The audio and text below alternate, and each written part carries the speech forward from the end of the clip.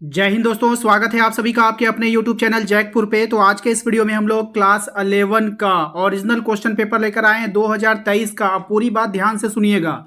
आप लोगों का जो एग्ज़ाम होने वाला है वो होने वाला है 2025 में। इसके पहले जो एग्ज़ाम हुआ वो हुआ था आप लोगों का 2024 में, और इसके पहले जो एग्ज़ाम हुआ वो हुआ था 2023 में। 2024 वाला से अगर दो क्वेश्चन मैच करेगा आप लोगों का 25 में दो चार क्वेश्चन ही आएगा, लेकिन 2023 वाले से आप लोगों का 50% क्वेश्चन रिपीट करने का चांसेस होता है। इसीलिए 2023 वाला जो ओरिजिनल क्वेश्चन पेपर है उसको पूरा याद कर लीजिएगा, पूरा रट जाइएगा। एक भी क्वेश्चन आपको वहाँ पे छोड़ना नहीं है। तो अभी जो हम आपको वीडियो जो पेश कर रहे हैं आपके सामने, वो वीडियो जो है आपका 2023 का ओरिजिनल क्वेश्चन पेपर है, ज्योग्राफी यानी कि भूगोल का। तो शुरू से लेकर अंत तक बने रहिएगा हमारे चैनल पे और हमारे वीडियो पे। तो यदि आप हमारे चैनल पे पहली बार विजिट कर रहे हैं तो सब्सक्राइब कर लीजिएगा आने वाली हर एक वीडियो का नोटिफिकेशन को पाने के लिए। तो चलिए शुरू करते हैं। देखिए, आपका जो स्क्रीन पर जो पहला सवाल आपको दिख रहा है, निम्नलिखित में से किस विद्वान ने भूगोल शब्द का प्रयोग किया था। ये सवाल देखिए, ये एकदम काफ़ी इंपॉर्टेंट है। भूगोल आप जैसे स्टार्ट करोगे आपको सबसे पहले तो यही पढ़ना होगा कि भूगोल शब्द का प्रयोग किसने किया था।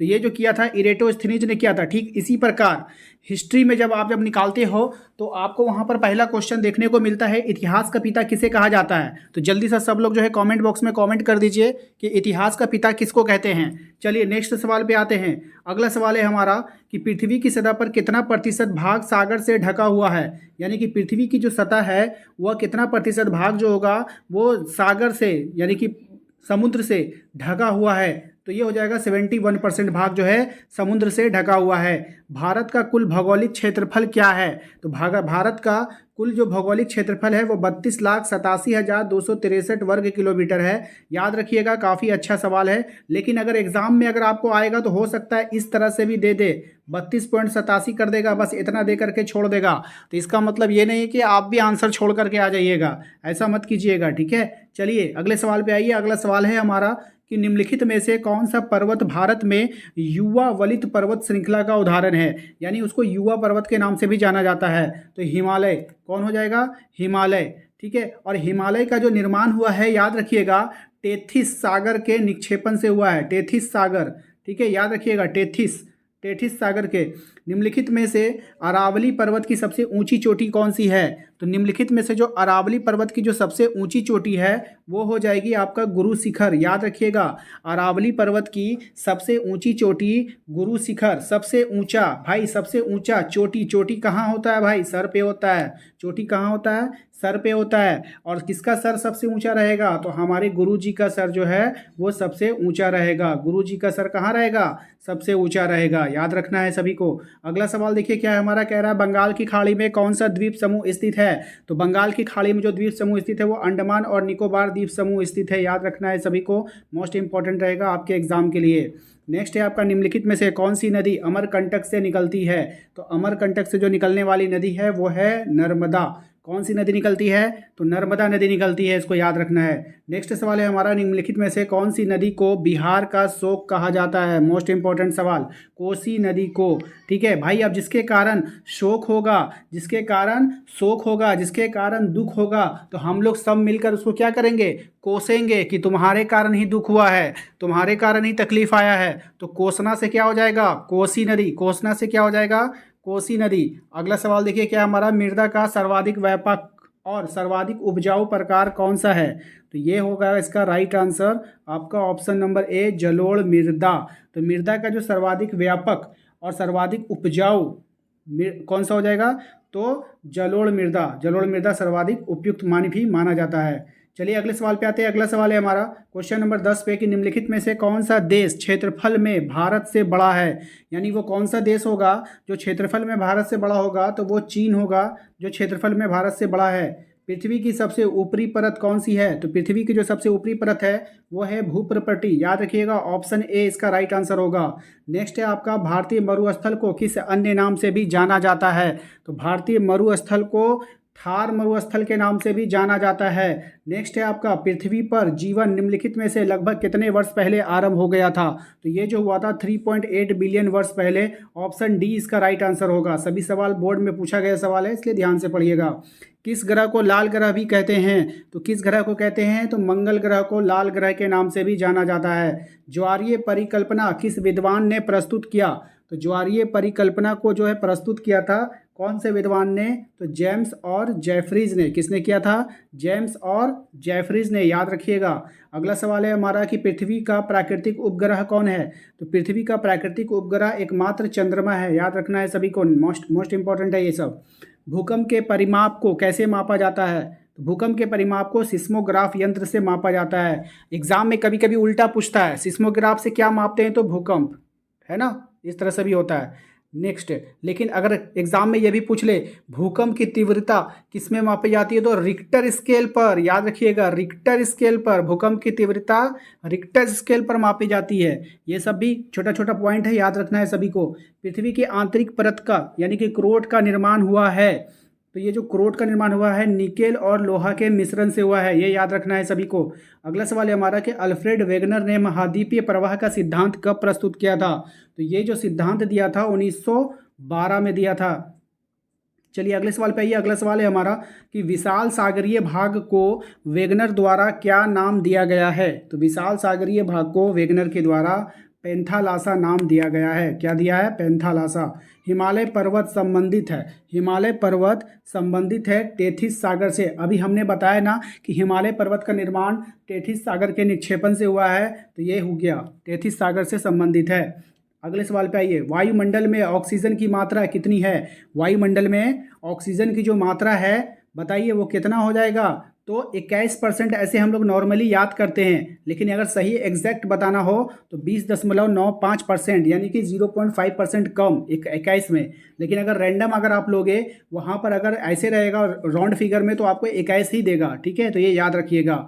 वायुमंडल की सबसे ऊपरी परत है, तो वायुमंडल की जो सबसे ऊपरी परत है वो है आपका क्षोभ मंडल, ठीक है, पुरानी, ठीक है ना, क्या बोला है? वायुमंडल की सबसे ऊपरी परत, हाँ, वायुमंडल की सबसे ऊपरी परत क्या हो जाएगा? क्षोभ मंडल, ठीक है। नेक्स्ट आते हैं, पुरानी जलोढ़ मिट्टी को क्या कहा जाता है? तो पुरानी जलोढ़ मिट्टी को क्या कहते हैं? इसको कहते हैं हम लोग बांगर, ठीक है। और नवीन जलोढ़ मिट्टी को क्या कहते हैं? खादर। तो ये दोनों डिफरेंस याद रखिएगा।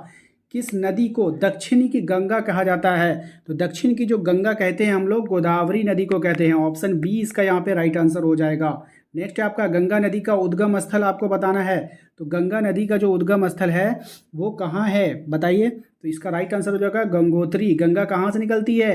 तो गंगा गंगोत्री से निकलती है, ऐसे याद कीजिएगा, गंगा गंगोत्री से निकलती है। नेक्स्ट है आपका चिल्का झील किस राज्य में स्थित है?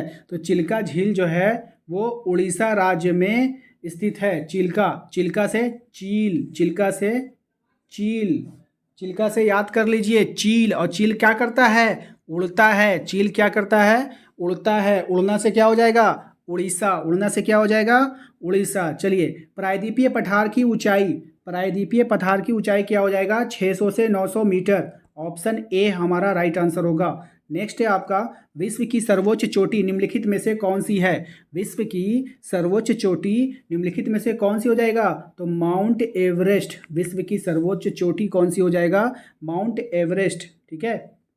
जैव विविधता कहाँ समृद्ध है? जैव विविधता कहाँ समृद्ध है? तो उष्णकटिबंधीय क्षेत्र में जैव विविधता जो है वो समृद्ध है। नेक्स्ट है आपका राष्ट्रीय उद्यान और अभयारण्य किस उद्देश्य के लिए बनाए गए हैं? तो ये जो बनाया गया है संरक्षण के लिए, पेड़ों के संरक्षण, जानवरों का संरक्षण, इस सब के लिए क्या बनाया जाता है? अभयारण्य बनाया जाता है, ठीक है। चलिए अगले सवाल पे आते हैं। अगला सवाल देखते हैं क्या है हमारा कि निम्नलिखित में से कितनी ऊंचाई पर ऑक्सीजन की मात्रा नगण्य हो जाती है, यानी कि बहुत कम हो जाती है? तो कितनी ऊंचाई पर? 120 किलोमीटर की ऊंचाई पर जाने पर धरती से। नेक्स्ट आ जाएगा निम्नलिखित में से कौन सा अवसादी चट्टान है? तो यहाँ पर कौन अवसादी? चूना पत्थर जो है वो अवसादी चट्टान है।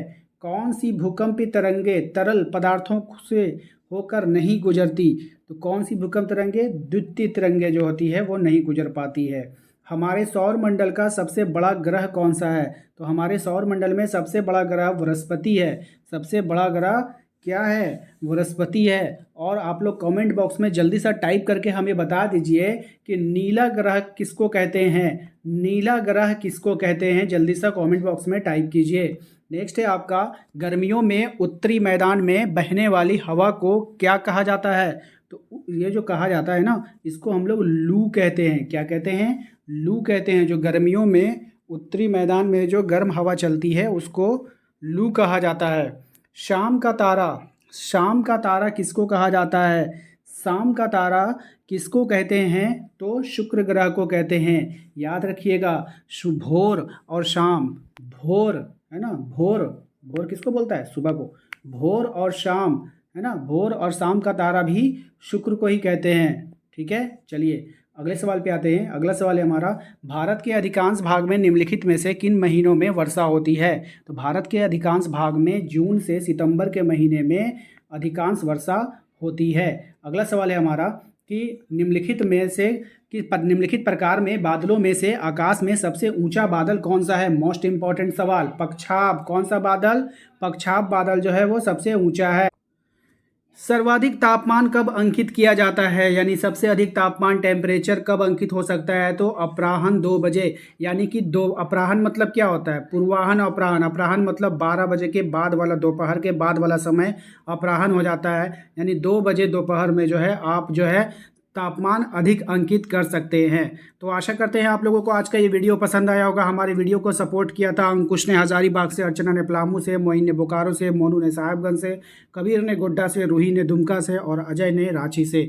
यदि आप भी हमें और हमारे वीडियोज़ को, हमारे चैनल को सपोर्ट करना चाहते हैं तो चैनल को सब्सक्राइब करके घंटी वाले आइकन को दबा लीजिएगा। कॉमेंट बॉक्स में अपना नाम, अपने ज़िला का नाम जरूर लिखिएगा। तो मिलते हैं हम लोग नेक्स्ट अगले वीडियो में। Thank you.